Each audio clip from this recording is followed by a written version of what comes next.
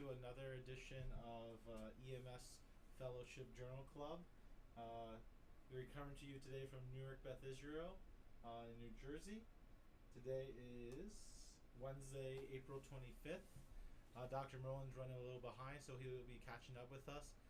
There's torrential downpour outside right now, and as you know, cars seem to forget how to drive when that happens. I don't know if it's only a New Jersey thing, or do you think it's a I think it's everywhere almost thing? everywhere kind of a thing.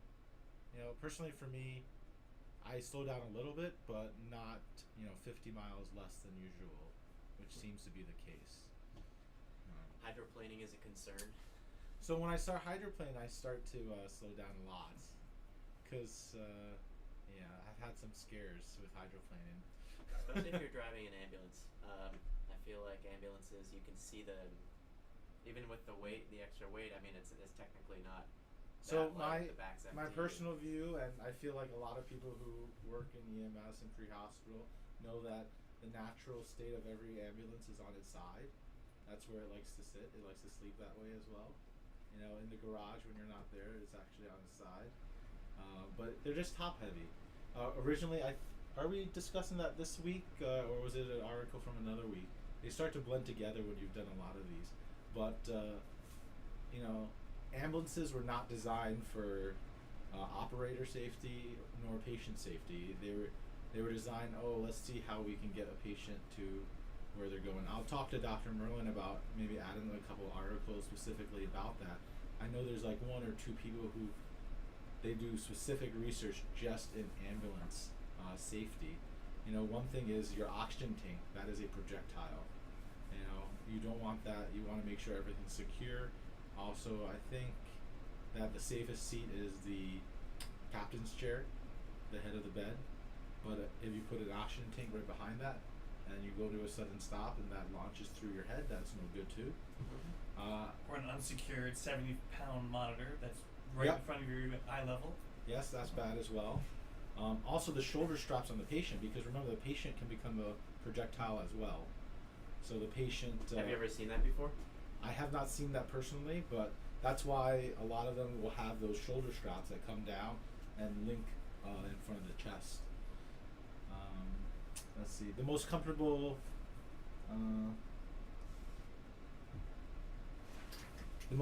position is really if you're seated facing forward. And actually, there's some ambulances that are designed, instead of the bench seat, it's actually a chair that can be adjust and move with the operator. So you can slide to the patient's head, you can slide to their mid, and then you can lock it in facing forward, so you can still attend to the patient and also do your paperwork and not get hit by anything. There are some ambulances also with skylights, and there are ambulances with windows on the side, and there's also retired ambulances which are being converted to campers. The vambulance, as they may call it. All right, so that was a little bit of a tangent, but let's go ahead. Any interesting cases? So I had an interesting case, and it might be something that's becoming more frequent. I don't know how many cases of cyclic vomiting syndrome that you guys have seen, but I feel like since my senior year of residency, it's just been increasing a lot. And you have regular people coming in, whether it's cyclic vomiting related to gastroparesis, which we see commonly here, or cyclic vomiting from like cannabis hyperemesis syndrome, or from, so apparently if you smoke too much marijuana, it can make you ill. So I think some of the theories that are out there, I don't think we reviewed an article in this journal club because we were more pre-hospital, but for patients that have this sort of cyclic vomiting syndrome, some of the key factors that stick out in my mind is a hot shower. Yeah. Takes care of all the symptoms. That's the classic. The people show up and they say it only relieves. Dr. Thomas is outside. He's gonna. But he. So cyclic vomiting. You think hot showers. It's relieved by hot showers. Actually, I think this was on a podcast recently. It might have been MRAP or something, but they were somebody from Hackensack actually. They were talking about it using caspacin cream, pepper cream, and rubbing it on the chest and belly of the patient. It's the what is it? Vanilloid receptors that cause that the sensation that you have to vomit, and they're actually both ends of the spectrum. When they're not bound or activated, it's less your nausea goes away, but when they're hyper or they're overstimulated, then it actually causes nausea. So it's the same receptor and it's bifunctional. So I think that's interesting. But anyway, this case that came in, naturally there's a shortage of every medication that we use on a daily basis in the ER, and this guy was in his 30s. He came in vomiting, you're in your serenity in the ED, and then all of a sudden you hear the that's retching, and everybody kind of turns their head, and it was one of those cases that I'm sure we all know so well. No Zofran available IV. You can do sublingual, but he's probably not going to tolerate that. Apparently no Reglan now available either IV. So there are a few reasonable alternatives that we've been looking into at our hospital. Compazine is being used a lot. Yeah. Well, Compazine was an old favorite, and Yep. then I think Compazine had a shortage, and everyone started using Zofran, and Right. then so now it's just going back to basics. I Back to guess. Compazine. Yeah. And as naturally, you have to think about like QT syndrome. If somebody has an existing prolonged QT, you could certainly have some extra prolongation of that QT. That's with most medications. You see that with Zofran. I think it's on the list for Reglan too, or metoclopramide. Sorry, I shouldn't be using brand names. But also another reasonable alternative is droperidol, which we don't have here in this country. So haloperidol would be the next best. And I've had this guy would not break with IM Compazine. He would not break with maybe we did get IV Zofran at that point, but multiple antiemetics on board, and then I didn't snow him with 5 milligrams of haloperidol into the lateral thigh, but just gave him a half dose of 2.5. Still made him a little sleepy, and he slept it off. But when he woke up, the nausea and vomiting was gone. So I've had a lot of success with haloperidol. I don't know about you guys, but now it's something I even consider as a first line in somebody with a history of cyclic vomiting or like really bad gastroparesis symptomology. So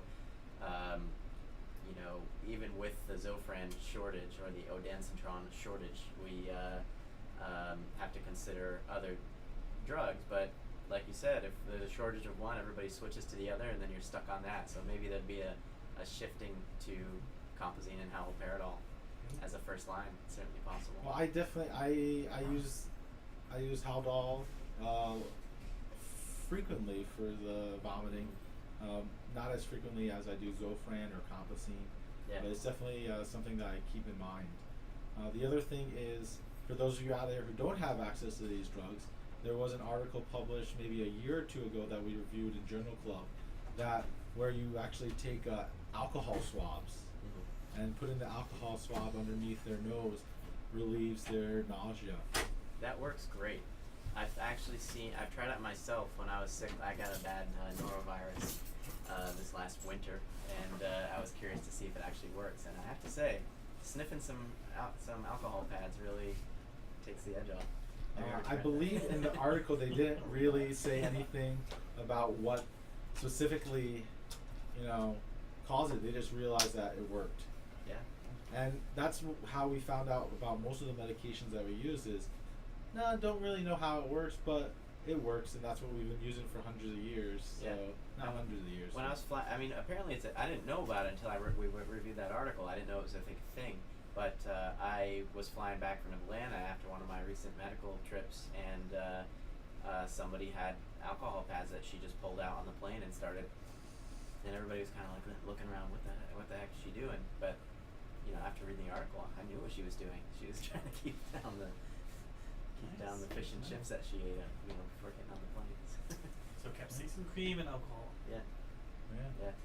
Wipes. Alcohol wipes. Also, one of the theories behind the increase in cyclic vomiting syndrome is, first of all, the awareness. If you don't look for something, you're not going to find it.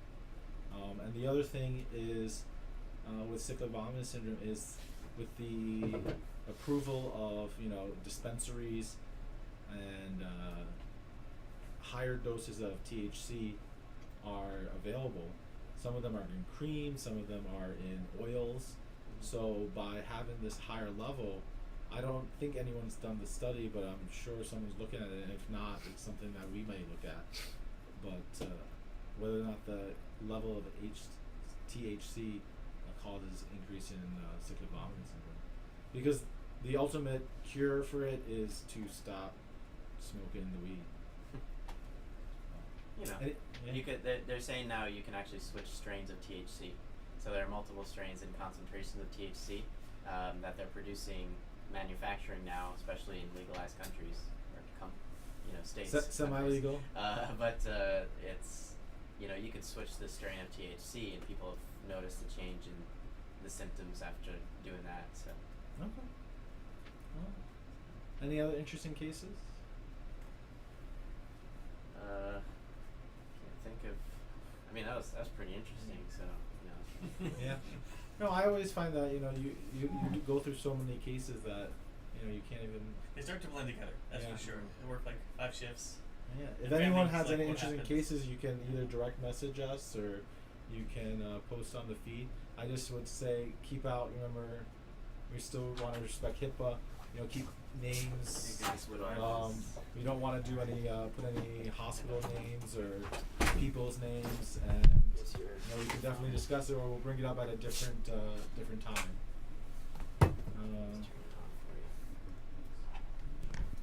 Interesting case over in the ER. Yeah. It's caught on your back. Heroin overdose that had all kinds of dystonic reactions. So I don't know if they're getting contaminated heroin out on the streets. Speak up into the microphone so people can hear you. So what he was saying is that he had a case in the ER where it was dystonic reaction. Dystonic reaction related to street use of heroin and other kind of street drugs. And I mean, the biggest problem with street drugs is that you don't really know what's in them. One of the things with the dystonic reactions, of course, one of the quickest ways to take a look at it is give Benadryl. That's right. See if that fixes it. I know I've had some medics call me on the phone and say, this patient just started either on an antipsychotic or something else, and they'll just give Benadryl and the patient's essentially cured. The treatment usually is, for me personally, I will check them on the other side and I'm observe sorry, them the for a priority little line's while. working. So this is the regular phone. This is the rotator phone. Okay. It was the control called me and it was all of them. None of these are working? These three were working, but this one is So these supposed to three ring. didn't ring for the priority line just now. So now we've had a lot of questions asking why you have so many phones. Oh. The Well, So- Sorry, I just knew. So for the phones aren't working for priority right now. Is that right? they were just a Just second ago. calls this morning on the way in. This phone wasn't ringing. This is my personal phone. These are the backup phones for the ED. This is the rotator phone, and then this is one of the new fellows phones. All right. And ours are here as well, and they weren't. They weren't ringing for priority. Okay, keep going. Sorry. The other thing is I also got notified by the New Jersey Poison Control Center. They were calling around the EDs. I just happened to be on shift, and they're saying they've had a couple cases of people with choreiform movements for hours to days, just not making progress. But Mike, was your priority ring? Mine didn't ring. Okay. Yeah, so this is a 24-year-old gentleman, just had 2 bags of heroin prior to coming to the ER, was found by EMS wandering around the street with bizarre activity and movements, was brought into the ER. He had clear tardive dyskinesia, the akathisia, he was tachycardic at 130, he was active and restless, but yet had a preserved mental status where he'd tell us his name and what happened and talk to us. And so we gave him 100 milligrams of Benadryl, 2 milligrams of Ativan. He got better, and he was actually having some hypercardic episodes. I think that was part of the heroin component as well. So we gave him 2 doses of 100 micrograms of Narcan, and in a couple hours he was back to baseline. Yeah, so one of the biggest things with the street drugs is what they're cut with. So remember, the product is expensive. Talc powder, sugar, other things that they'll mix in, and unfortunately, it takes us at least a couple weeks, if not a couple months. Dr. Merlin probably knows more than I do, where they'll actually take the drugs that they confiscate and analyze in the lab and see what's actually in there. And that's how we found out with the carfentanil. That's how we found out about all the other things. And they actually do forensic traces where they look back and see where these came from. I can tell you on the last White House call we did, there were no ME reports in New Jersey, believe it or not, of carfentanil by mass spec. And that was what was reported to the White House. So could that be because of all the drug raids? I think we probably, I'm sure we have carfentanil, Yeah. we just haven't found it on ME reports by mass spec. It's just kind of interesting, we always talk about this, Yeah. but when I saw the report, New Jersey was listed as no carfentanil. But again, we probably do, we just, probably the ones that died, we just don't have it yet. Yeah. We have other forms of fentanyl, but that is our problem, like we always talk about, this pure fentanyl going through UPS packages. We don't have fentanyl sniffing dogs. They have 6 in Canada because fentanyl is semi-synthetic. They have 6 in Canada. We have none in the United States. So it's just enforcement catching up to. Yeah, the UPS, and they were getting pure fentanyl pills out of Canada, right? And that's the problem. So that may be what's causing these dystonic reaction is whatever they're cutting into it. I know that there was a report on the NMR weekly where they talked about gabapentin to help increase the potency of the other drugs. So Right. I think a lot of it too is like accidental chemistry, right? It's people are putting all this stuff in there together and it's mixing and it's creating compounds that have physiologic effects that they didn't know. I think that's probably what's going on in Chicago, right? These super warfarins, these people that for weeks and weeks and weeks are totally depleted of vitamin K, and without the vitamin K injections will bleed to death. From I think that particular one was the so-called synthetic marijuana, which is basically chemicals sprayed on the leaves of any kind. Right. Right. We That's- what was I gonna say? I forgot. too many things at once. Anything else on this? You've done interesting cases. Yeah, we're still doing interesting cases. So Yeah. the thing is, like, we find that we after there's a big police raid, we have a lot of overdoses because people are transferring to another dealer or another supplier, so they're not used to the potency. So one thing is you do the same amount that you did the week before, and it's not the same high, so you push more and then you overdose, or you do the same amount but that's more potent, and then suddenly you'll go down because And you this had problem too all much. started because it used to be in the old days you could inject heroin and get high, but you couldn't snort it, right? Because you wouldn't get high from it. And now when potency changed, now all of a sudden you can get your first taste of heroin by snorting it. And so now people went who said they would never inject, and they started to inject because they got that feel. And you get high from the first time you use heroin, and you always try and get back that same high. And you never quite get there. You theoretically have to use more and more. That's the teaching, right? And then we showed that 9% need a second dose and 2% need a third dose of heroin. Anybody who achieved a GCS of 15 had no relapses and needed no subsequent doses of naloxone. And we still have no idea how to dose naloxone, right? So it was 1, 2, 3, 4, 20 milligrams each nostril. The literature doesn't tell us, everything is made up. One bad study said for every 1 milligram you give intranasal, 4% gets to the brain. That was a bad study. So we don't really know. But also, if you have a long-term cocaine user who has necrosis of their septum, like Yeah. how much are they getting through their nostril? Or a bad sinus infection, Yeah. or a septal deviation, or your astromeal complex is swollen. Who knows? Think about when you have a really bad cold and you have all that snot in there. Is any medicine really going to get you immune against membranes? Right. That's a natural body's defense of, it's to prevent things from getting into you. So. Right. I had a somewhat interesting case. Are we done with this case? Yeah. So, a medic called me and said, I have somebody who's in SVT. I forget how old they were. I think that they were younger. They were young adult, and they gave 2 doses, 6 milligrams and 12 milligrams, and they wanted a cardiovert. And the patient was stable, but was in a real SVT at 180 with a history of SVT. So I believed it. So they just wanted a medication they wanted ketamine and the cardiovert.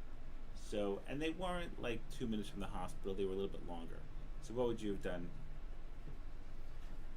I tend to hold back a little bit on those So questions. SVT 180, make But them 20 minutes from the hospital. So I think that's a factor, right? The distance from the hospital. That might be a time where I really seek out that EKG. Can you transmit it? Let's figure it out. Can you securely text it through HIPAA? So let's say they send it to you and you're convinced this is SVT. They have a history of SVT, you're convinced it's SVT. You know, I mean, there's two types of SVT. There's, you know, bypass. You know, there's bypass tracks, which is, you know, AV reentry tachycardias or reciprocating tachycardias, and AV nodal reentry tachycardias. AV NRTs are probably 60%. AV RTs are about 38%, and then the rest are like SNRTs, sinus node reentry tachycardias, or something along those They're lines. gonna call it SNRT. SNRT, you never heard that? No. So SNRT is it's an EP thing. So SN. SNRT, so Yeah, yeah. sinus node reentry tachycardia, SNRTs. So let's say you're convinced. If I'm convinced and they're far and They gave 6 and telling then me that 12. there's a reason. I mean, I might try another 12 another time or two because what's the harm? Or I might slow it down enough to kind of get more information. Like, does the But- patient have a delta wave? Right. Is there, you know, do they? So let's say it's regular. I mean, it's regular. Do they have a delta wave? You don't see one. It's going 180, but you don't think there's one. Do you have procainamide? So, I mean, we're working on our ALS units by getting procainamide back on the trucks because, one, I'm a believer that, you know, the only rhythm that bothers me in 2018 is a wide irregular rhythm. Nothing else bothers me. And a wide irregular rhythm, still the best treatment is procainamide.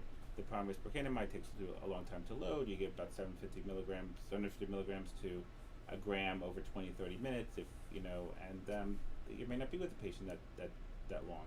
You know, if it's a wide, complex, irregular rhythm and they're symptomatic and unstable, then which is lack of perfusion to the brain, then you shock. And if they're perfectly stable, then you can drive to the hospital.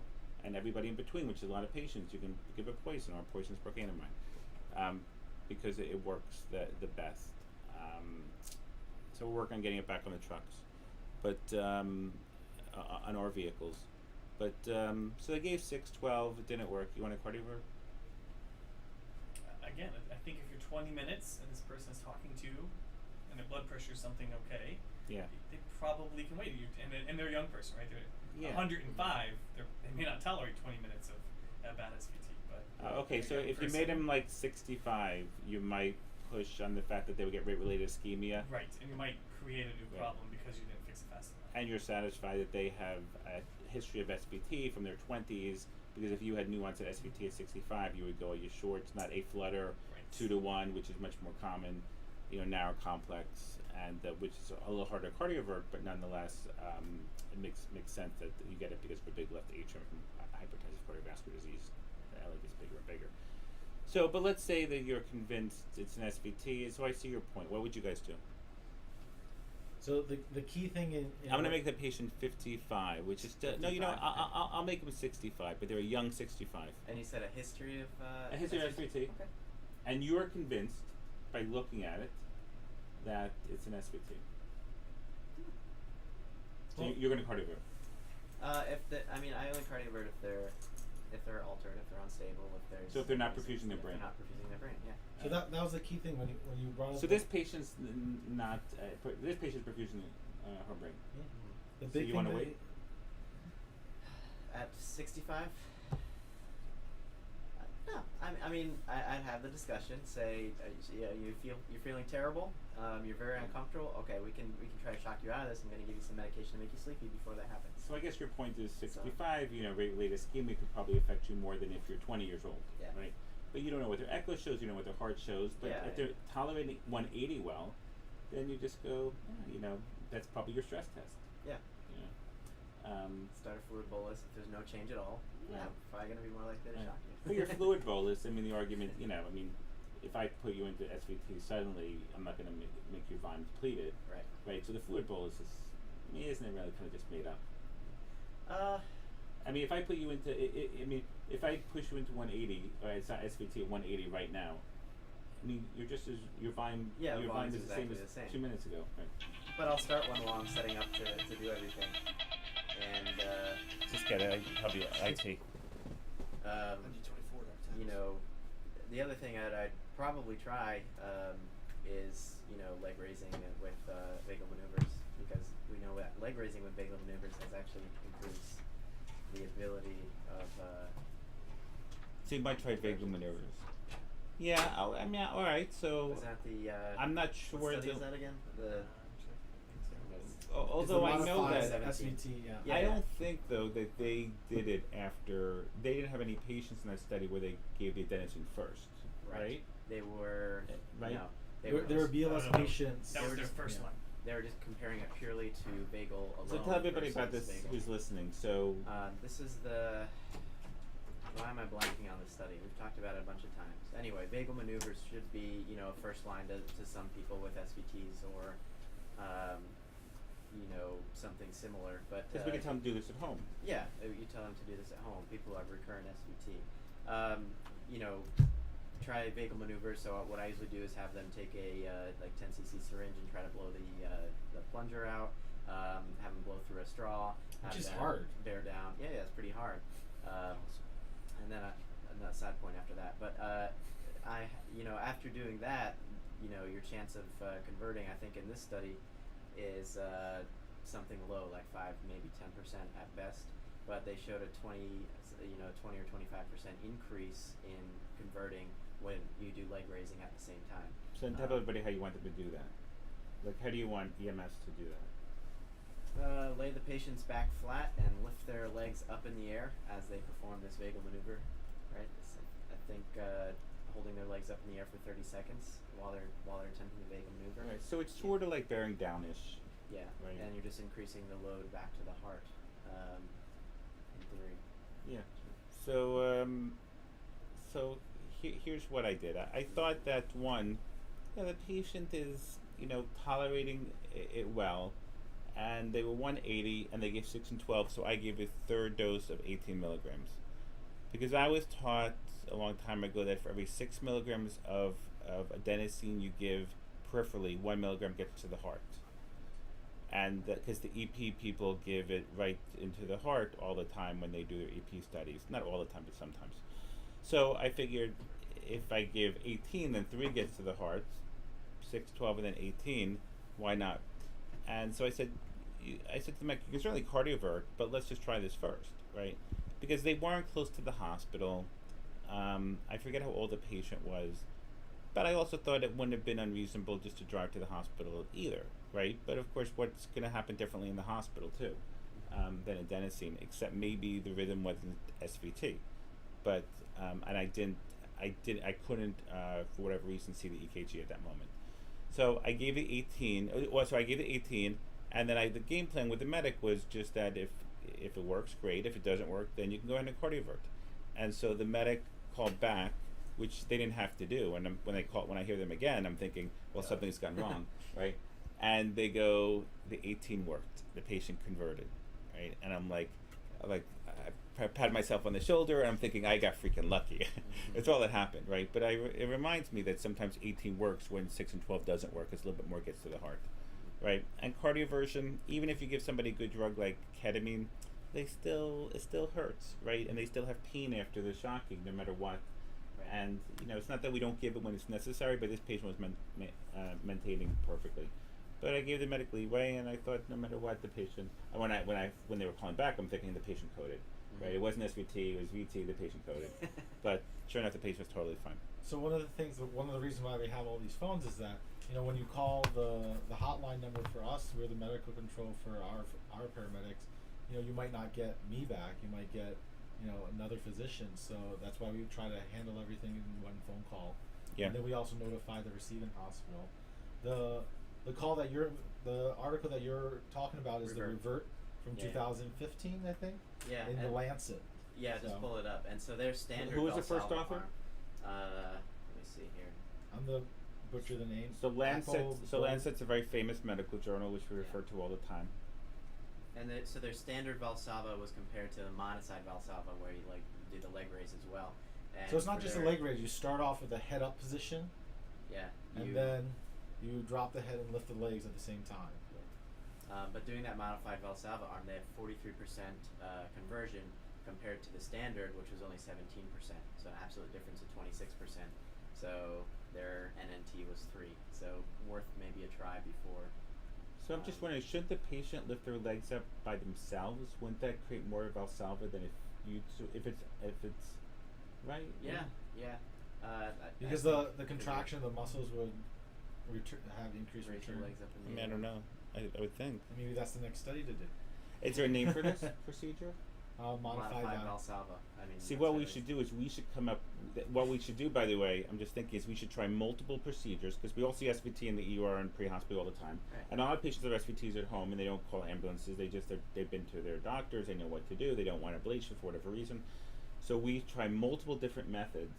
We figure out, and then we find out which methods work best. Then we combine it to form our own method, and then we call it the core method of SVT. Yeah. And across the world, everybody goes into SVT. I can just imagine attending some resident one day. Did you do a car? Mhm. Don't call me. Don't wake me up before you did a car twice. No, the residents always make fun of me because I actually have anecdotally another method that converts SVT. Jim, you might remember this story. Had a patient in SVT, but she also recently had some rectal bleeding. So she's very, very stable. So we're waiting for medication to come over and everything like that. I'm doing a full physical exam. Get down, do the rectal exam to see how much bleeding is going on.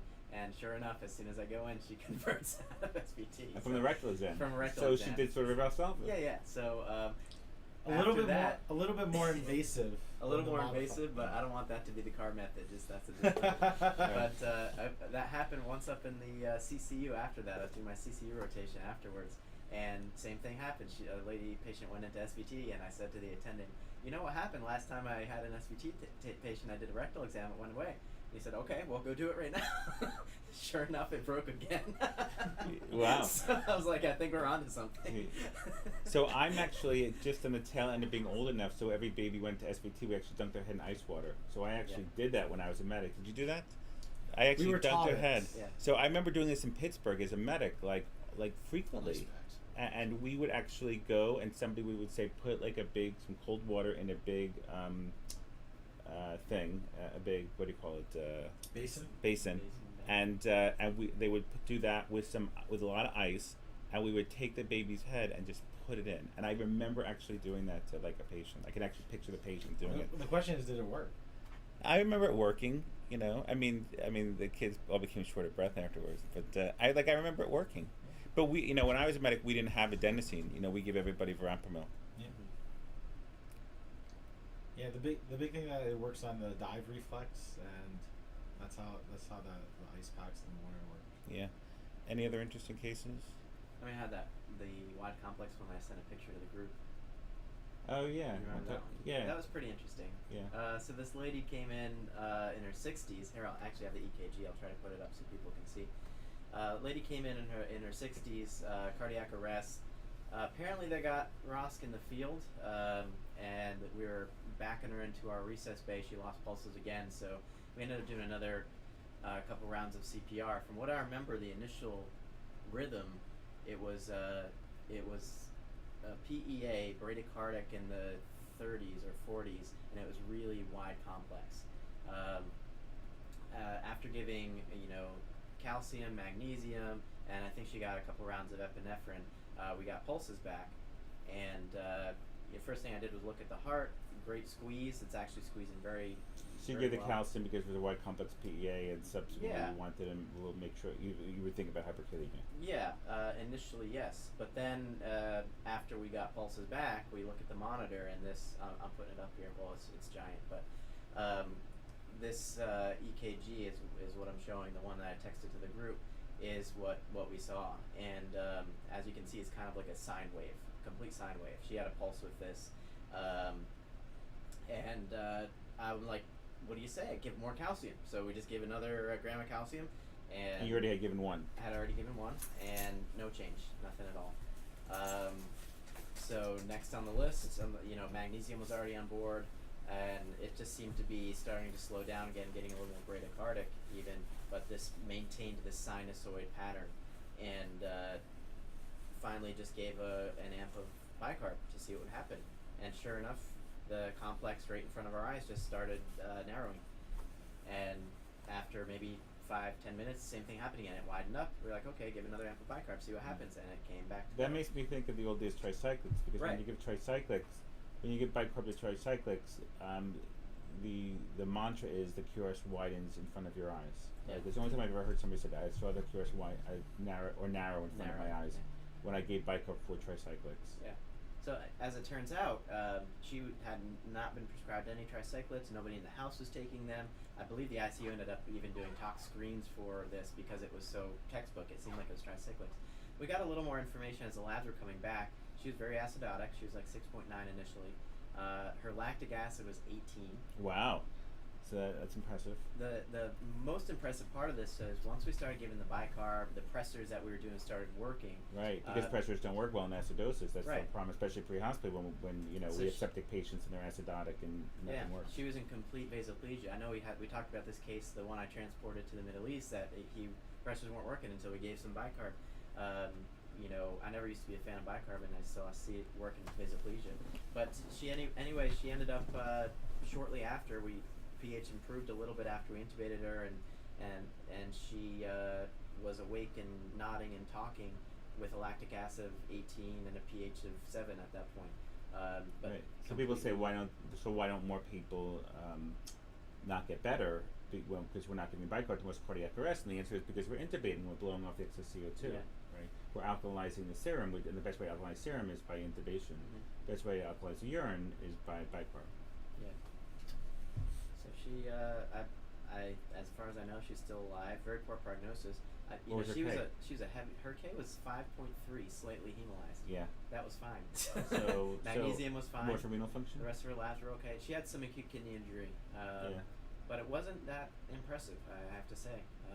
So she was probably sick for a few hours, right? She was probably sick. She was a binge drinker, as it turned out. She's an alcoholic, so I'm wondering if she just binged, she became hypoxic, respiratory depression, maybe became really acidotic, and that started to affect her QRS for some reason. I guess the acidosis, I mean, it's ion channels, right, around the heart, so if the pH is affected, they're not going to be functioning. I was only one bicarb, which actually did the trick for you. One bicarb initially, but it wore off quickly after 5 minutes. So initially I gave another 2-3 amps and you could fix the problem, but then we started on a bicarb drip. And interesting. That maintained it. Did you increase the rate on your vent? Yeah, initially we were blowing off her CO2. I think we started at like a rate of 25 or 24 or something, and her pH pretty quickly corrected, and we were able to get her down to 16 and then to 12. So it was interesting. You got 16 to 12 for what? Her rate, respiratory rate. Oh, her respiratory rate. Yeah. And the lactic acid, I think, on the repeat was down to 10. But still, double digits, that's usually, unless after a seizure or something, that's usually not compatible with life. But 18 to 10, is she still alive? She's still alive in the ICU, last I checked. What, mental status? I don't know, but when she went up to the ICU, she was following commands. We put a central line in, and she was following commands. We said, we're going to work in your neck here, okay? And she was like, okay. Wow. Wow. It was... I'm wondering if the alcoholism is. You put in a right protective. IJ, I guess, right? Because we always say that in case you have to float a pacer wire, you always start with the right IJ, and if you can't get the right IJ, do a left subclavian, right? Because it's a straight shot into the heart. Is that what all you guys do? Yep. Right IJ, Start then left with the right subclavian. IJ, If you have to float a pacer wire, straight shot into it. That's interesting. Anything else? No? Okay. We'll do the articles. Let's see if we can stop by 2:30 today. First has to be an intranasal epi. Oh yeah, I can talk about that one. So I don't know. I saw this and I was kind of surprised, and I read it twice. And I forget what article. Where is this published? Was this an obscure journal? I think I just was surfing on PubMed looking for interesting articles for a variety of things, and I found this. It's pretty interesting, and the thing here, I'm just putting the. And have you guys ever given intranasal epi? Not epi, no. And Through the ET tube, but yeah, for different reasons. So if anybody ever asks me what I think about drugs through the ET tube, my answer is they do not work. There was an article published in Lancet. I remember this from like 10 years ago, and it was called "Drugs Down the Endotracheal Tube: Where Have All the Survivors Gone?" And it was a funny article, and it was just like, we do this over and over, and then we multiply the drug by 2.5, right? Isn't that like ACLS? You take the drug and you multiply by 2.5. How freaking totally made up and absurd is that? 2.5, what? Like 2's not good enough and 3's not good enough? Is that what ACLS says? You're supposed to take the drug? Yeah. I mean, that is totally freaking made up. And but drugs down the endotracheal tube, first of all, some cross the respiratory mucosa, well, some don't. When I was a paramedic, we learned this mnemonic naval. Anybody remember that? Naloxone, atropine, V was supposed to be Valium, but you can't get Valium down the endotracheal tube. So I thought it was vasopressin. Oh, vasopressin I've heard of too. Yeah. But Valium has to be like an alcohol solvent or something. You can't give that down the endotracheal tube. So you can give Verb down the endotracheal tube, epinephrine and lidocaine. But the answer is, why give any drug down the endotracheal tube? Even before we had IOs, you know, you get, and then you were supposed to like put it down and then bag really fast, right? You wanted to push it through the alveoli into the bloodstream. But it wasn't associated with better outcomes, and I don't know. But I it made get no sense to me when I was a medic because it was just like, but I want to ventilate through the lungs, not. Does anybody ever put drugs in the endotracheal tube anymore? Anybody ever see that or hear about that? We No. deleted it out of our programs, protocols when we just did the flight Yeah. protocol revision. We deleted it. Mike, you ever put a drug in an endotracheal tube? I have. I think I. I mean, was obviously, there when except it with the happened. nebs and stuff and Yeah, I things was like there when that. it happened, but I've never put like during cardiac arrest even or We anything used to because we run have the full drill. codes I mean, around when I was first started off as a medic. Right. And the problem was is you're putting 2 milligrams of epinephrine down a tube, and we had the 1 to 10,000 epinephrine. And you're up to 20 cc's for each round of CPR, and it was just you're supposed to limit it 50 cc's down the tube. You'd fill up and overflow, and you'd have to get the bag back. Because it wouldn't go anywhere, and all the autopsy studies showed the drugs were just sitting there on posts. They weren't actually getting absorbed.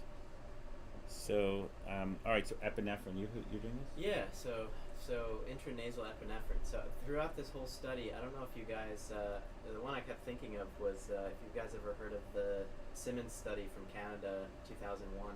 They compared all the injectable routes of epinephrine for what we do. You sub-Q versus muscle, intramuscular, and then they checked thigh versus arm. And ultimately, as you would expect, the intramuscular injection into the lateral thigh is the fastest, and you get the highest concentration of epinephrine. So They stop. tested So it. this is a really important point Yeah. because, and most people don't know this, the World Health Organization recommends. So it's something called the World Health Organization of Immunology or something. They recommend that if somebody's having an anaphylactic reaction, that the epinephrine be given into the thigh, not the deltoid. Right. And they've looked at all the times they've done studies where it's all failed because we published that paper. I forget what it was called with Dr. Dudley on anaphylaxis. Jim, what was that called? You were on that paper, right?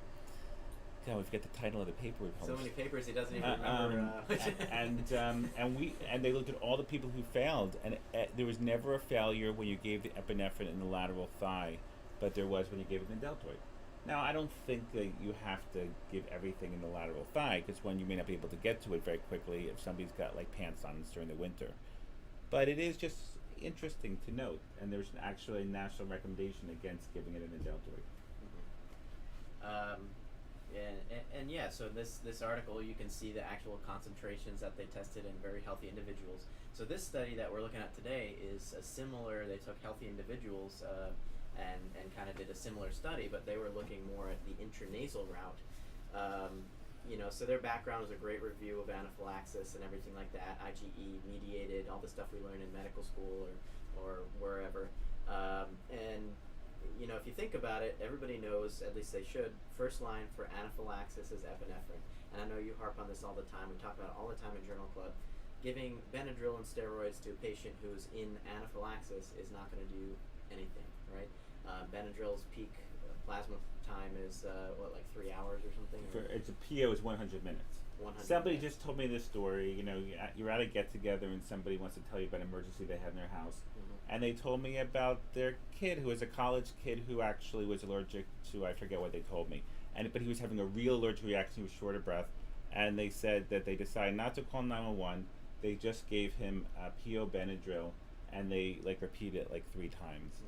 And they said, and we were looking on the internet, and this person said this was the right thing to do, and they said, what do you think? And I said, I think you got really lucky, that your kid's okay, right? Because it's not what I would have done, Right.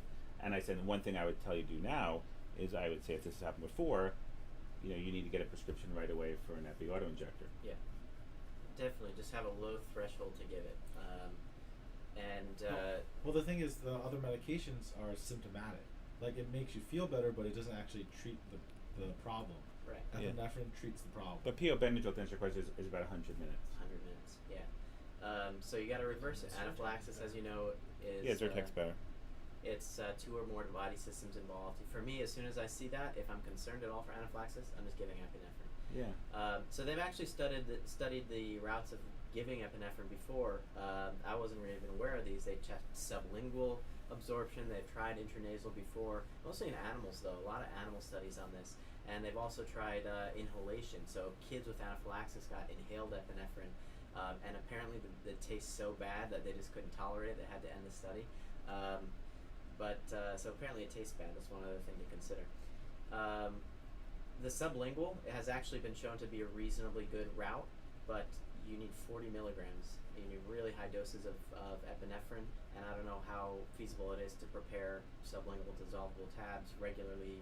40 milligrams of epinephrine. So these are epinephrine tablets Yeah. that are sublingual.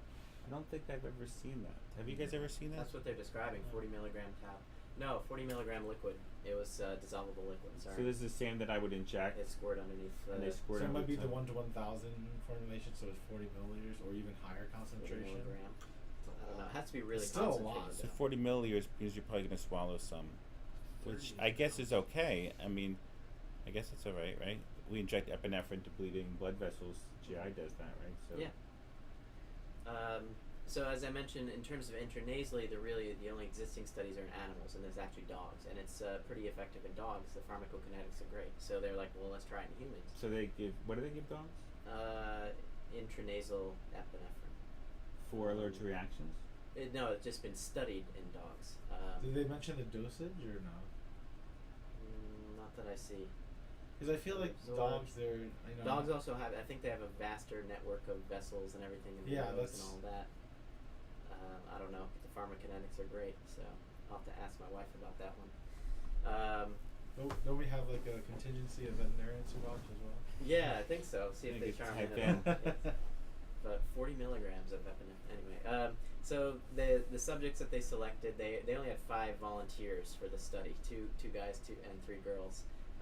20 to 26 years old. They all had to be medical screened and had EKGs per pristine health before enrolling in the study. And they were desperate for the money. Desperate for the money, they did pay them for this. And they were asked to avoid things like chocolate, Coke, Coca-Cola, anything at all, cocoa, anything leading up to the So they didn't want them to have experimentation. more of a sympathomimetic surge from their caffeine or their chocolate. is Yeah, that right? yeah, and they Alright. tried to make it a very low stress environment. They did have to put in intravenous catheters in order to do blood draws, but they made sure they were comfortable and getting massages when this is all happening. That's what I pictured anyway. So they compared intranasal saline solution as a negative control, and then they had a positive control intramuscular injection of epinephrine, so the 0.3 milligrams, which is the standard dose. And then their experimental groups were intranasal spray, and they did different at 0.3, at 0.6, 1.25, 2.5, and then 5 milligram increments. So let's see here.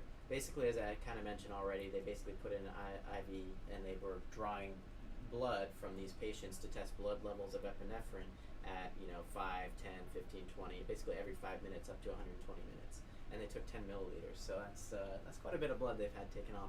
I think that could be contributing to the stress as well. I don't know. Maybe. Let's see what else. And then they just did liquid chromatography to kind of determine they kind of go into that process, but to determine the concentrations in the blood. Ultimately, in terms of results, if you look at the figure 1, they just kind of show the area under the curve for each individual group. And saline, the saline, and then 0.3, 0.6, 1.25, and 2.5 intranasal formulations, the area under the curve is 0. Apparently there was absolutely no significant absorption at all that was measurable. Once you got up to 5 milligrams intranasally, it was almost exactly comparable to 0.3 milligrams intramuscularly. So that's 5 milligrams intranasally. That would be equivalent to 0.3 milligrams intramuscularly. And in their table 1, they kind of show the pharmacokinetics of both of them compared next to each other. They're pretty similar, like the Cmax and Tmax and the area under the curve are similar for both of them. And then figure 2 actually shows a graph, a timeline of the concentrations over time and average in all of the test subjects. So you can kind of see they just compared intramuscular epi 0.3 to intranasal epi 0.5, and they're pretty similar, but I do have to say, they did point this out in the discussion, if you look at it very closely, the intranasal epi 5 milligrams even takes about 10 minutes or so to get up to a reasonable measurable concentration. whereas intramuscular injection probably took about 2 to 3 minutes before it was measurable in Right. the blood. So I loved this study, and then I got the figure 2. Mm-hmm. And it had to be 5 milligrams, but to me it really was, I remember the graph, like the 10-minute mark. Mm-hmm. And I'm just like, boy, but I can't compare it now, right? The auto injector wins, or the intramuscular shot wins, because 10 minutes may be too long. I mean, that's what I thought. I thought, listen, if I for some reason can't give an intramuscular injection to a patient, I'm going with epinephrine, and I'm probably going with 5 milligrams intranasal, right? If for some reason something weird happens, I was trying to figure out a scenario where that might happen. It's hard to think of. Yeah, Right. yeah. Maybe, how about a screaming kid who you can't get? I mean, you could hold down a screaming kid, I guess. Hold him down. Of course, if a kid is screaming, maybe they're. Yeah. I'm not going to say it, but I was thinking maybe don't need the epi. But I guess if it was ever a situation where I had to give intranasal, it Well, would one be. thing that they say is like developing countries where the auto injectors are really, they're expensive, they're hard to get. This might be a reasonable alternative if there's no auto injectors available. All right, so that's okay. But that being said, I mean, if you're having the concentrated formulation to squirt up the nose, you probably have the concentration to inject intramuscularly as well. I don't know. You could draw it up yourself and inject it without an auto injector. So a hypotensive patient, where they're not getting blood to the musculature very well, maybe they would still get blood to their nares. I mean, you're bypassing first pass metabolism, right? Right. Whereas the deltoid shot relies on the fact that you have good perfusion there. Mm-hmm. So maybe a patient who's very hypotensive, and for some reason you can't get, I mean, you don't have an IO, you can't, the veins are all collapsed, so you can't put an IV in,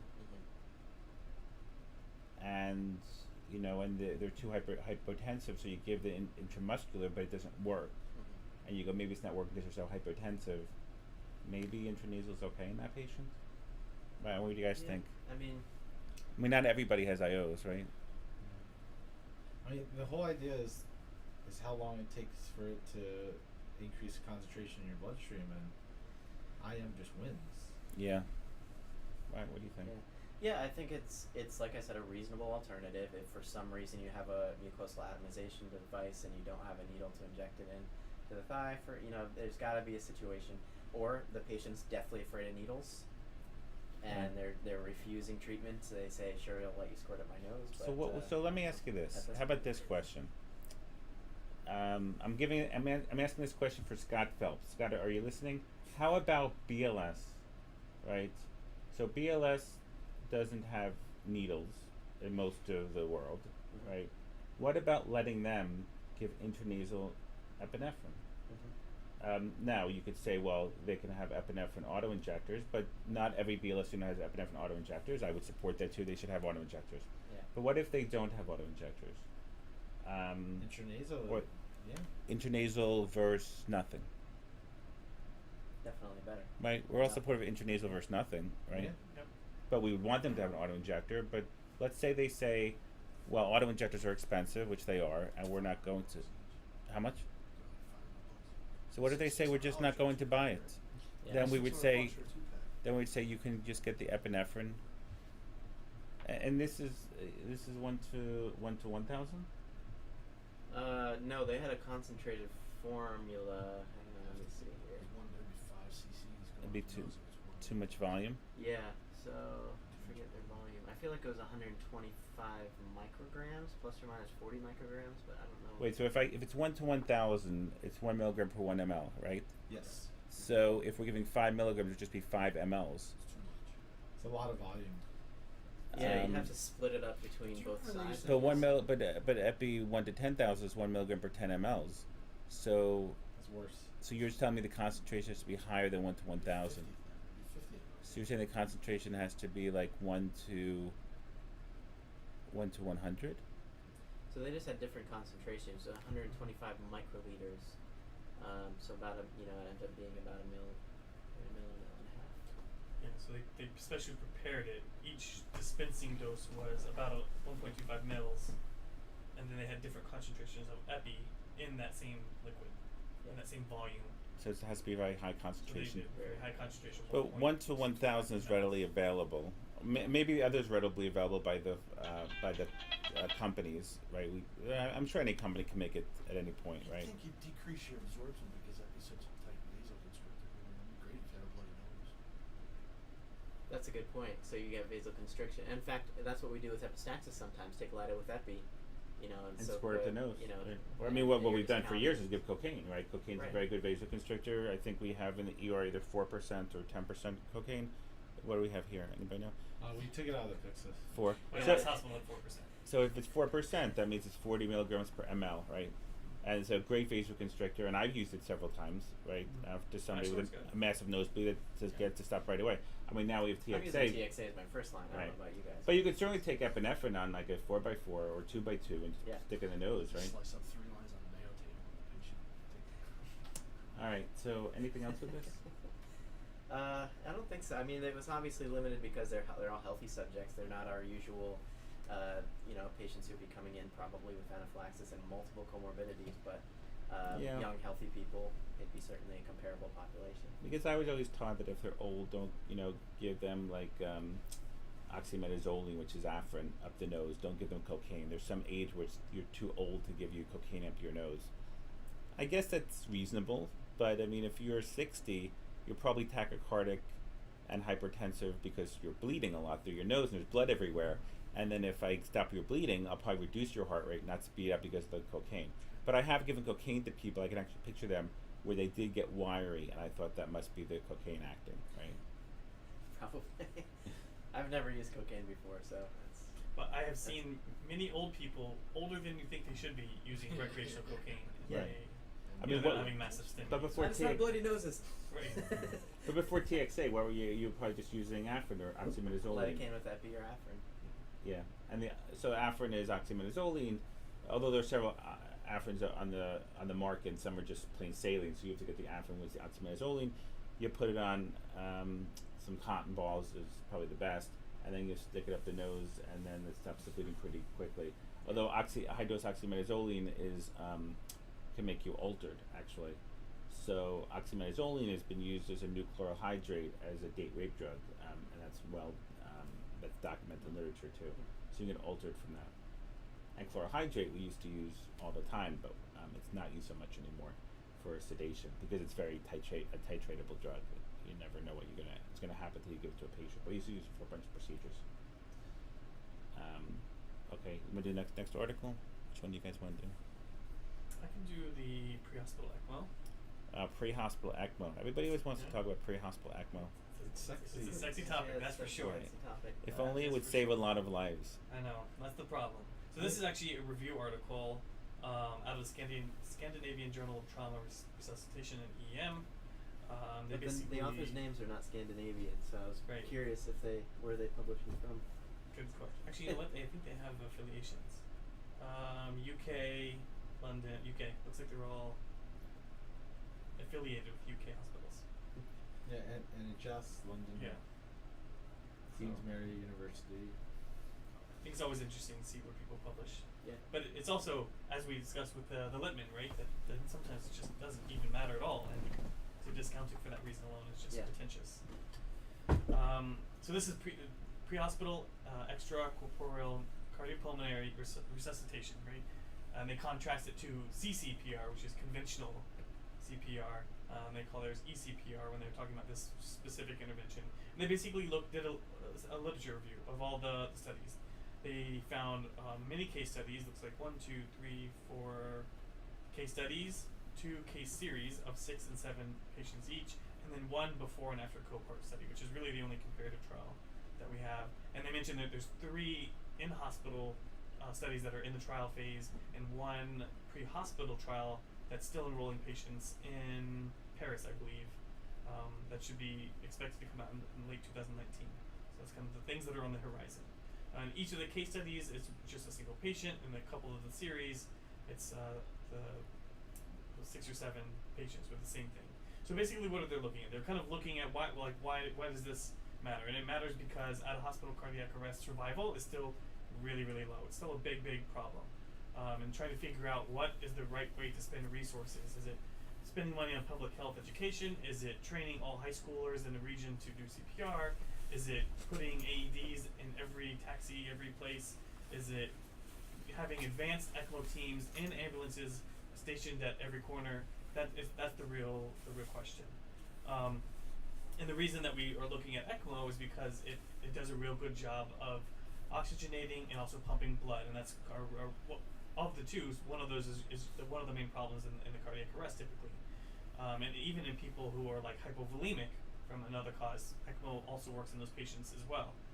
But conventional CPR has a problem because even good CPR, doing it perfectly, only gives you a cardiac output of around 0.6 liters per minute.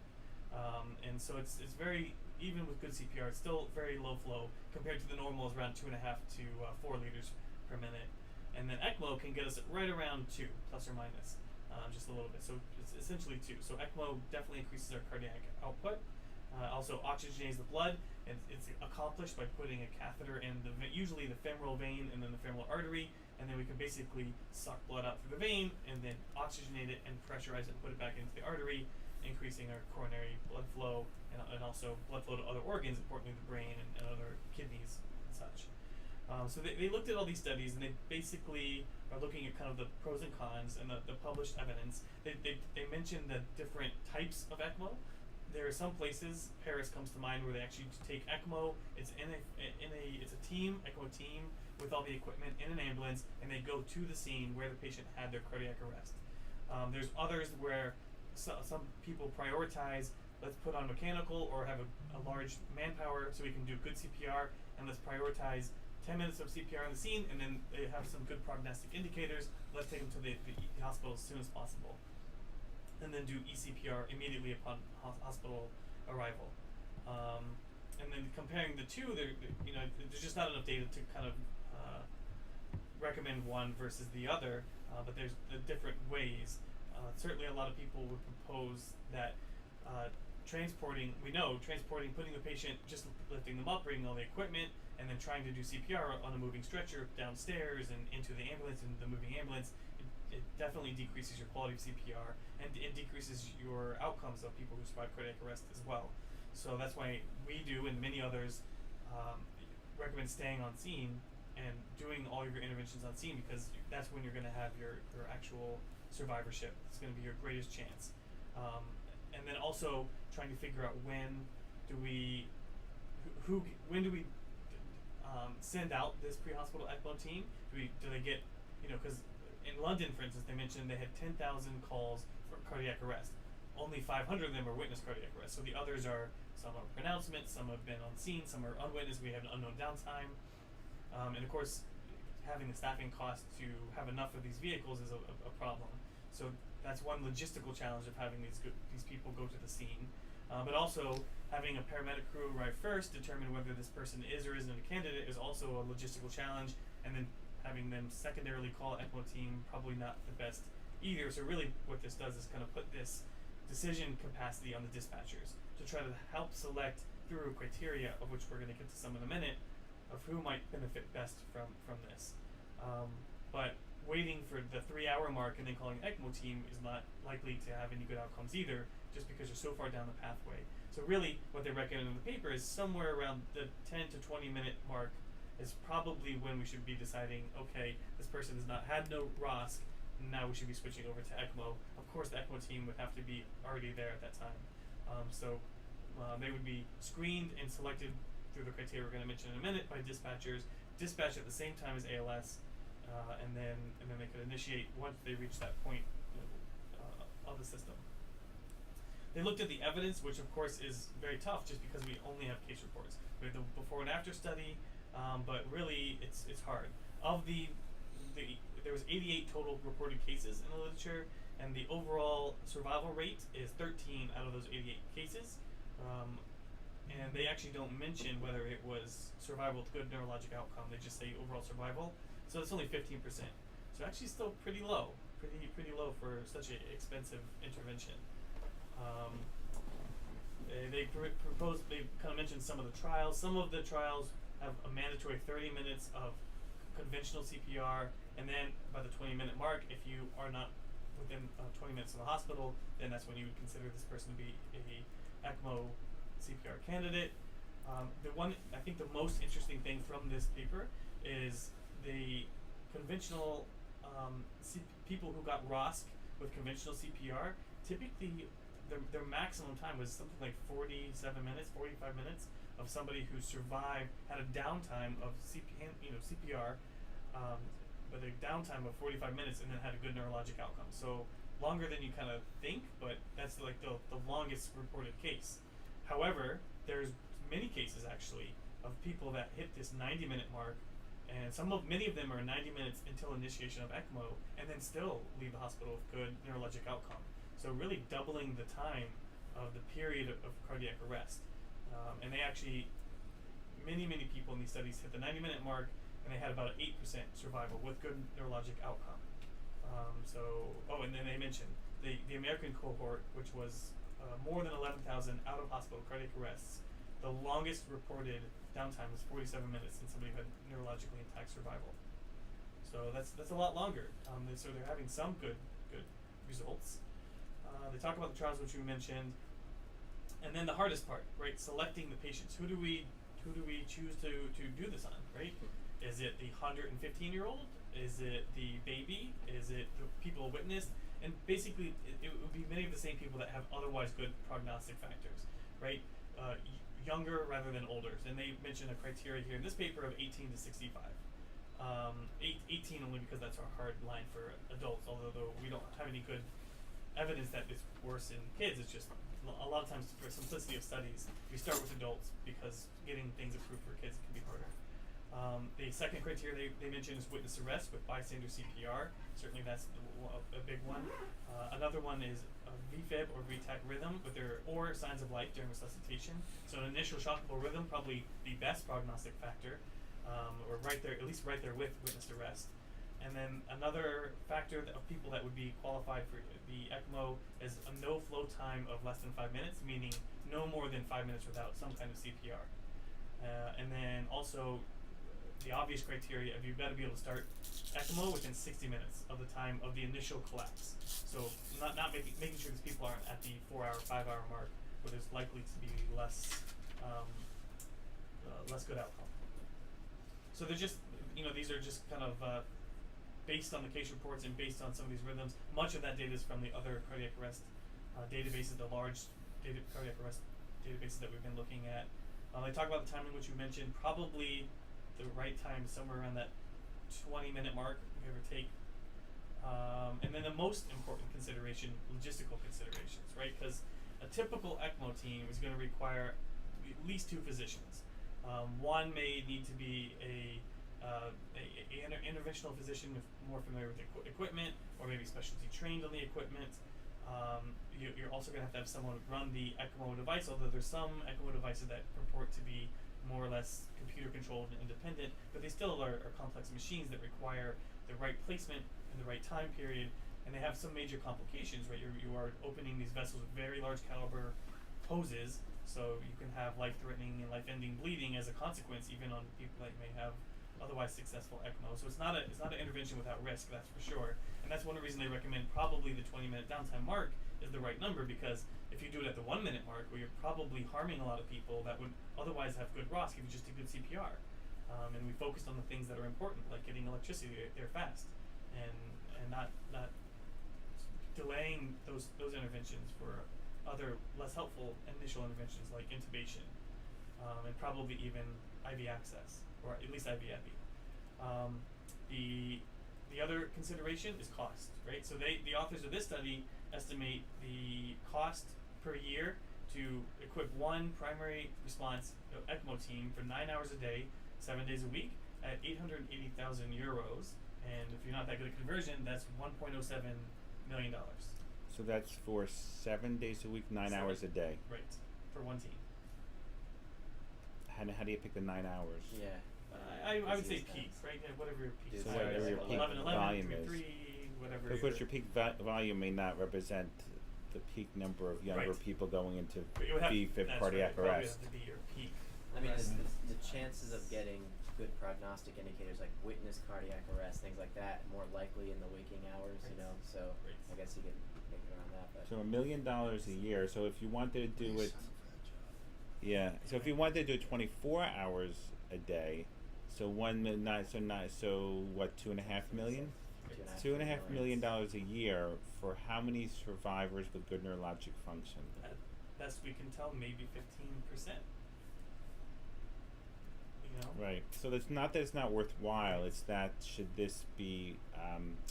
Should we do this over several other things, which can make Public education and easy access to CPR training for everyone graduating high school, right? and AEDs very accessible, maybe in taxis or some other. And that's easy 15% when we study it. So let's Right. just say it's 5 to 10% when for the rest of us, right? When we're not all being watched, right? And let's say that they pick the best cities possible, and our cities are just not as good as getting there in time. So let's say it's going to be a solid 5%. And then you have to define what good neurologic outcome is and follow these people over a year, not just a shorter period of Right. time. So now it turns into be 3.5%. And I mean, so they're not checking PTs pre-hospitally, right? Mhm. So some could bleed out, right? And you have to call the team early, but then when you call them out, then a certain percentage of the time you won't need them because you'll get ROSC pre-hospitally. And then a certain percentage of the time the patient will actually have worse terrible comorbidities that you just didn't get from the family. And you have to be careful about where you dispatch, because you can't dispatch to a less likely survivor. Balancing there might be another more likely survivor closer. You don't want to send them out 40 minutes out. You might be in a state which doesn't have a cath lab at every corner, like most states, right? Right. So now you're bypassing one hospital to go to another, and when you bypass one, you could have somebody just going back into cardiac arrest. You know your CPR is going to be inadequate going, traveling longer. Right. And there's just inherent risk of having a team drive to the scene going lights and siren, right? And for that small percentage, is it worth the risk of a traffic accident, injury to your crew, people who aren't familiar with the pre-hospital environment? I don't know. This is That's a tough one. right. It sounds so interesting, but yet I don't know that we're going to have a lot of survivors here. What do you guys think? I think it probably is also dependent on the equipment. We'd have to get to, starting out with ultrasound, it was very expensive equipment, took specialty training. If you can get it to be more self-sufficient and it's as simple as a bigger IV, and it's something that, someone with a 1 or week course can learn how to do, okay, maybe you can make it more approachable. But we're not there yet.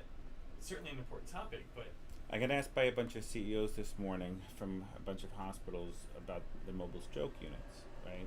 And the data is okay, but not fantastic. And if you look at their outcomes data, it's not that good. People don't want to talk about that, right? Because it sounds so interesting to do this pre-hospitally, but it's very, very few patients that can benefit this in a pre-hospital setting. And that's a problem for a very costly thing that we do. When going to the hospital may just yield the same exact outcomes, but isn't as interesting. It has to be done the right city, the right time, the right location, all these rights. And if you ask most ER physicians what they like about it, they say, well, that patient didn't have a stroke, they just had like a weird presentation of MS, and the neuro guy just admitted the patient right to their service for multiple MRIs and an LP. And I'm like, right, so it made your life easier is what you're saying. And most ER docs said, yeah, it made my life a lot easier. Right, so that's the benefit. Yeah, I feel like, you said criteria, that's important. You have to get everybody to agree on criteria. And when you're starting any protocol, you want to start with broader criteria so you can include more people and get more proficiency in practice and everything like that. But, maybe if there was a device or there was a method to cannulate the vessels quickly and easily as soon as you arrive on the scene, maybe it will replace CPR someday, potentially. It's like a device you just clamp over the pelvis or something and it just automatically but maybe the cannulates complication the rate vessels. will be very high. Yeah. Maybe more people are on 10A or direct thrombin inhibitors, and you'll have more bleeding. And maybe that bleeding will result in more negative outcome. I think you just have to be really cautious with this before you move it forward. Yeah. And I don't know that there's a good example in the United States where I'd say we should be doing this. Can you guys think of any? I don't know. I think we don't know enough about cardiac arrest to begin with to even Right. push it. Can't agree on that. Like the big thing is We can't figure out how many tools to shock somebody at. Yeah. Right. I think it's definitely something in the future, and for the people who it's going to help, it may mean the difference between life and death. The problem is we don't know who those people are. Right. I mean, I get it. Maybe step one is to get a protocol in every emergency department of what to do for persistent VF, right, and how to get them on ECMO.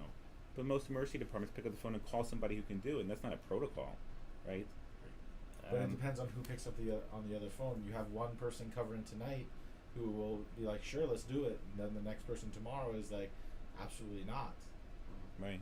With many of the devices that they are using for the pre-hospital ECMO, I think those are within the skill set or comfort zone of ER docs, because it's not the full bypass machine, right? We can't run one of those, but the little devices, Right, the mobile more push button, that are expensive, and we but can yeah. cannulate. So Right, the ER can cannulate. right, It's easy. That may be a better first step, and especially with these times of 90 minutes.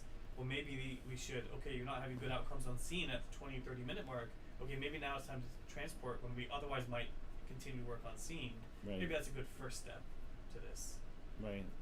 and then it Just would getting concentrate. Cordis and Maline in a patient, so you're able to access when you get to the door, and you have that data on the way Right. to the hospital. You in the pre-hospital setting or in the emergency department setting? Either one. I mean, my concern with the A-line is that it just may take too much time. It's much easier in the ER when the patient's data properly to get their hand in the right position and ephemeral. Yeah, my concern is would take too long in the pre-hospital setting. I mean, would some people delay being on scene for that? I mean, that data of putting A-lines in everybody pre-hospital and keeping your diastolic pressure at X is not that overwhelming, right? I mean, I was just talking to somebody about this from the critical care medicine side who agreed, like, the data was just not that supportive, and it sounds like the right thing to do, but where are the more survivors in cardiac arrest? And you know, even with ECMO, how many of your cardiac arrests are persistent VF? Every now and then, but not that much, right? How many people are still in VF after 30 minutes? Right, they declared themselves, right? I mean, usually by then, you know, their end tidal has dropped, and you know, it's coming to the point where like we've done all that we can. Right. I mean, we don't even have a good pre-hospital protocol where, if you are in persistent VF, transport to a hospital that's capable of doing ECMO. Right? We don't do that. We bring somebody to basically the closest hospital, and the problem is a hospital capable of ECMO may be a very long drive in our state. Right. And is it worth to go 1 hour away, ground, lights and siren, for somebody with persistent VF for a hospital that could do ECMO? And by the time you get there, odds are the patient's not going to be in VF anymore. You know, I don't know. The other thing is the biggest problem with these programs that, you know, on the opposite end, let's just say we got these protocols put in place, when are you going to stop ECMO? You know, Right. I think that Because- definitely would have to be built in before you start. So I believe in France, we talked about this a couple months ago during Journal Club, that the only reason why these programs work is because after 3 days or after 2 days or after even 1 day, when, you know, they've seen that, you know, okay, we can't do anything with this patient, it wasn't left up to the family, it wasn't left up to, you know, well, what should we do now? It's, you know, we've done all we can, we're stopping ECMO. Right, same thing in Minnesota, which isn't exactly field ECMO, but a lot of those patients are getting on ECMO as part of their optimizing their cardiac arrest, and they have a hard deadline of depending on what their admission criteria was, 2 or maybe 4 days, but that's it, with no exceptions. Right. I mean, it's not that we're against. We want this to work, right? Right. I mean, No, I think this would we be want great. this to work. We It's think it'd be just great not to do hard. pre-hospitally. But you know. in order to get it to work, in order to get the people who are paying for all this to pay for it, we have to have good outcomes. Right. And the problem is we don't know who that's Right. going to be. So if you got a call today about a 30-year-old in persistent VF with a good end tidal, and the paramedic said, we want to transport this patient to an ECMO-capable hospital, what would you say? Depends how far it is.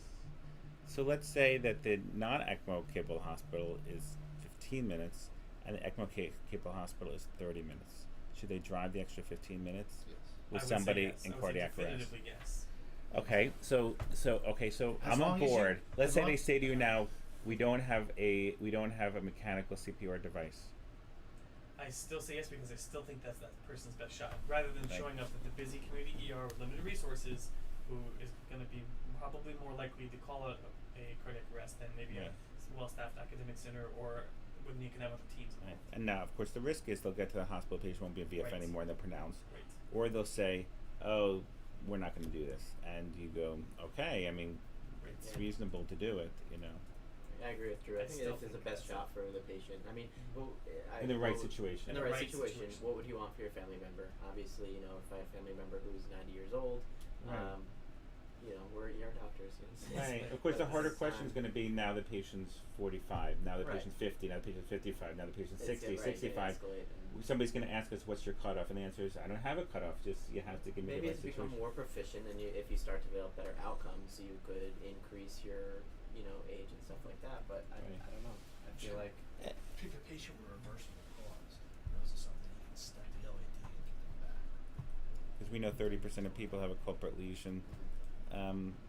Yeah, you know, and of course, nobody's in the hospital in the tri-state area at night. Nobody from intervention is.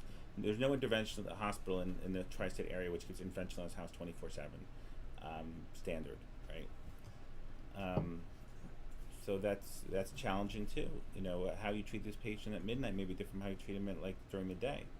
And of course, you're sending a patient to a hospital where you may not know all the services available, right? And if we're talking about spending our $1 million, I probably would maybe spend it to put more interventionist time on, because you probably can help a larger Right. proportion of people. What about spending Or it getting spending it on public transesophageal education. echoes on, people going pre-hospital and doing transesophageal echoes, and therefore you don't interrupt compressions when you're looking at the heart? I don't know, maybe. Zach Cloyd had a few good points. First of all, I said persistent VF 720 shock. It works. And secondly, he Well, so said 720 is double sequence defibrillation, double sequence right? defibrillation. Yeah. Which we agree with. I mean, it's not 720, by the way, because joules aren't cumulative like that. Yeah, But a just- double sequence, absolutely. And then the other thing, consider if you're bypassing one hospital and the patient has a bad outcome, you might have a legal issue on your hands. The family said, "Why did you bypass that hospital? Why were you gonna?" So it Right. could be turned around. Well, listen, the It's making the shock. lawyers who are watching us can tell me if there's any been any cases where somebody's been successfully sued from bypassing a hospital. My gut feeling, without knowing the answer, is probably not, right? But I would also say that everything we do is risk versus benefit, right? Yeah. There's we're in the high risk business, so I mean, a successful lawsuit against a physician where there was a payout for telling a paramedic to bypass one hospital for another, I doubt that exists. But I mean, I'd be the guy to do it in a second if I judge that risk versus benefit. Because the flip side is, if I'm always worried about it, then I'm not going to do the right thing.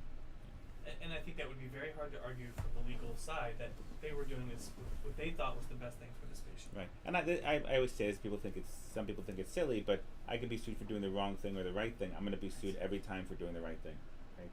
And you oftentimes don't know it's the right thing for a couple of days, and I don't want to make people too crazy when they have 5 seconds to make a decision, second guessing themselves, because that's even more dangerous. But we understand his point. Keep in mind that in many places, you routinely bypass hospitals. We just, in this area, we tend not to do that so much, where we are today. But in other areas of the country, they bypass hospitals all the time. But, It's regionalization of resources. Like, you don't want to have 10 cath labs in one city, so it's a government decides who is able to do cath lab. You have to apply, make sure that you have enough patients to make it worthwhile, and so on. Right. I mean, I can think of one healthcare system in our state where one hospital is where all the cardiac patients go, one hospital is where all the pediatric patients go, one hospital is, there's dialysis patients there. So they bring people, that's the way they set up their system, and it's persisted for years, and it's worked out very well for them. You want to do one more quick? No, stop. Which one do you guys want to do? We do the news. Good news yeah, let me just study. You want to do the good news study? All right. Hi, this is 17. All right, so this next article appeared in the Annals of Medicine and Surgery. It's called the Pre-Hospital National Early Warning Score. The news is associated with in-hospital mortality and critical care unit admission patient cohort study. Lead author was Tom Abbott, and this was published in December 27th, accepted January 2018.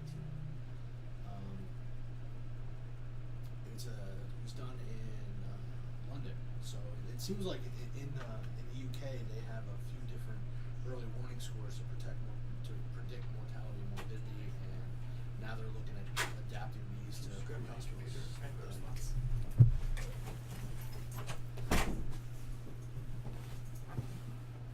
Go ahead. Oh, he was.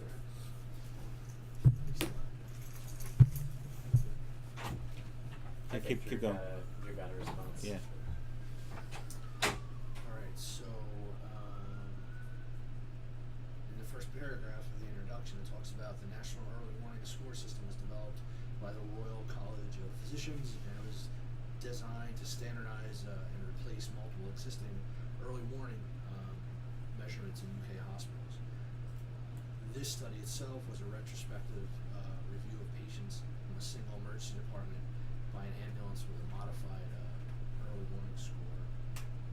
And it's nice with the way they did it. If you look in table 1, it seems like the early warning scoring system was based on a series of pretty common vital signs that we can all get commonly from just our patient assessments: the temperature, heart rate, systolic blood pressure, respiratory, oxygenation, and supplemental oxygen, and then a level of consciousness with your AVPU scoring.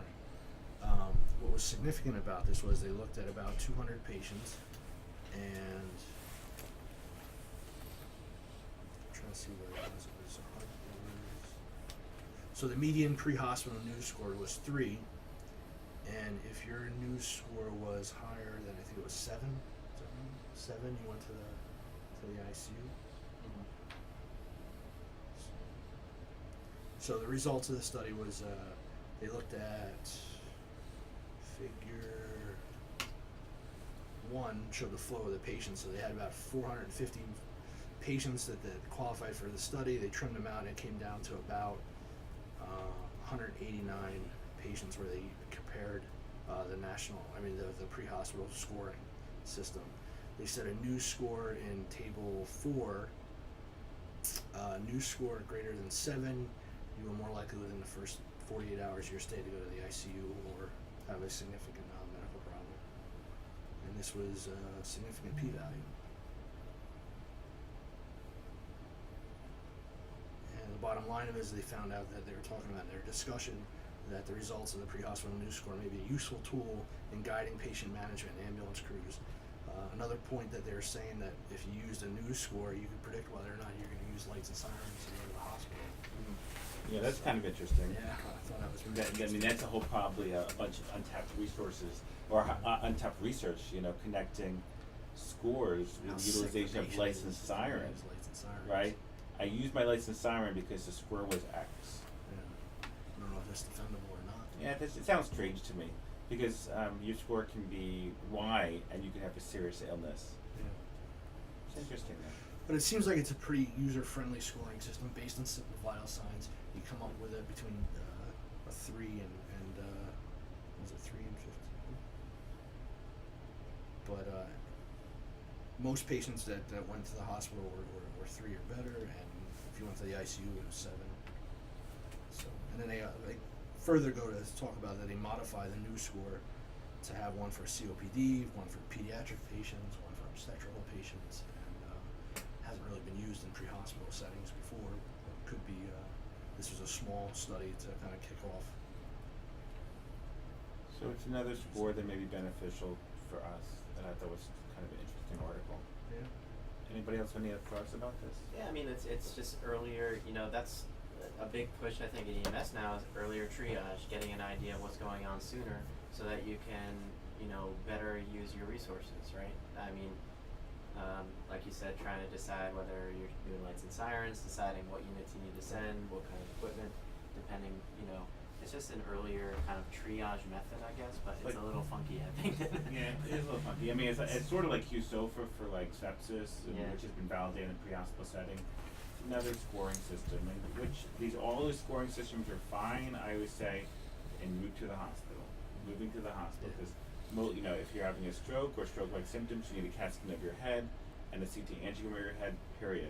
If you're having a STEMI, you need to go to the cath lab. Yeah. If you're septic, you need fluids and antibiotics. So do all this and move to the hospital. I They said Go ahead. They said logistically they couldn't calculate this in this study beforehand. So all the ambulance or all the pre-hospital scores were done retrospectively after a chart review versus because they just couldn't. The next step is something prospective. Then maybe another scoring system. Yeah, the biggest thing that I find with these scoring systems is that, especially for the novice, someone who's just starting out, it helps to key in on those little details that, you know, the more experienced medic, the more experienced physician, you know, just picks up naturally. Like, you can look at a patient after you've seen 1,000 people and say, something's wrong. This person's sick. Yeah, You know, let's up it. Let's give more medication. And that's where the kind of clinical gestalt happens. But definitely having something objective, guidelines, stuff like that, to kind of just step back and be like, okay, you know, it's a zero.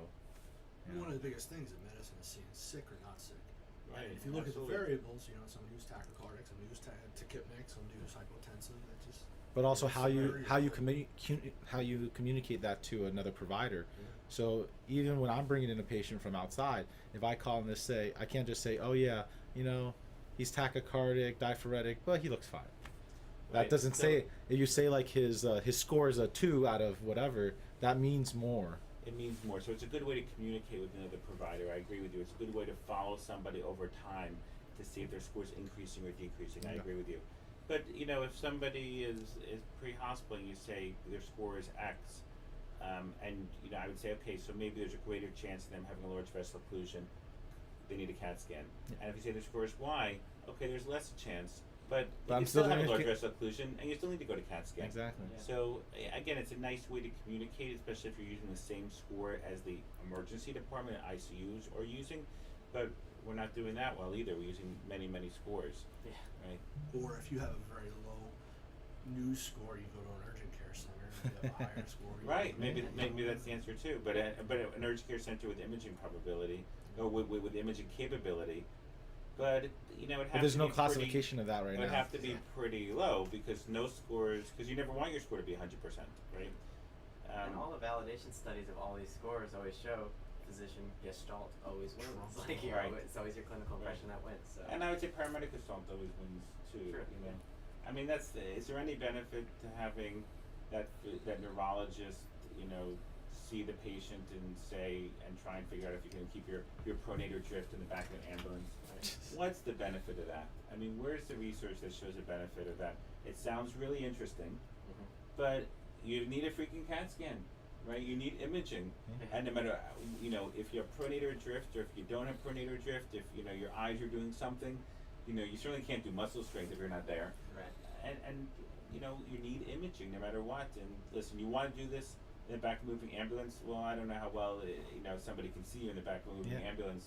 You know, everybody's Just pronator ambulance. drift in the back of a moving ambulance, right?